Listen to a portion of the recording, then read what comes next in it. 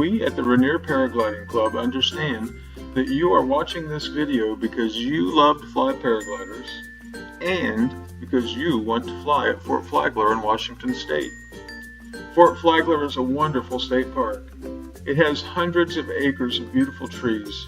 It has gorgeous landscapes and inspiring waterscapes. This is one of the few places where watching eagles at their own level or flying with them wingtip to wingtip is actually a common occurrence. It is also the only state park in Washington where the State Parks Commission has officially approved the sport of flying paragliders. But these beauties come at a price. This is your online orientation. So, let's talk about the north launches first. Come into the park, drive straight through to the gate, park by the restrooms and hang your Discover Pass in your window. Walk north down the trail past the gate, turn west at the T. In a very short while you will come to the bunkers. Turn right and cross the grass to the water's edge. You have now arrived at the Two King launches. If you would have continued west just a quarter mile or so, passing the next bunker but stopping at the second, you would have arrived at the Harmon launch. So yes, there are 3 north-facing launch sites at Fort Flagler, 2 at King and 1 at Harmon. It is totally possible to fly west for another mile or so, and all of that flight from launch to landing comes with a set of rules and a set of cautions. First, the cautions. You can easily see that these are cliff launches. Cliff launches require a very special set of skills that you will not have practiced if your only flights are from a slope. If you fall from the edge of this cliff or get drugged, you will find nothing soft at the bottom. Rotor at the cliff's edge, curious visitors, and tourists who are in your way are more than common. Practice your kiting skills. Kiting in rotor at the cliff's edge is its own special skill. Remember that curious visitors are really distracting. They can ask you 100 questions, and while you are answering all those questions, it is way too easy to forget a leg strap. Check yourself.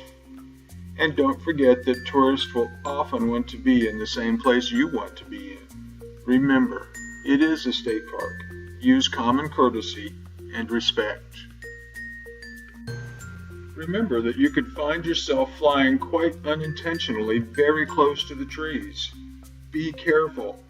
Fast downwind turns, rotor, and pilot miscalculations of speed or distance and wingtip location have landed pilots from beginner to instructor in these treetops.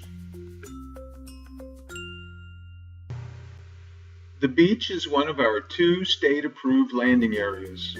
Be aware that the beach has its own set of dangers. Rocks and trees often litter the beach, just waiting for that errant ankle or that settling wing. Perhaps the high tide presents the greatest danger by simply erasing your safety margin. Best said, it is just not smart to launch if the tide is high. Because of these serious cautions and the requirements of both the USPA and the state, the Rainier Paragliding Club has found it necessary to apply these rules.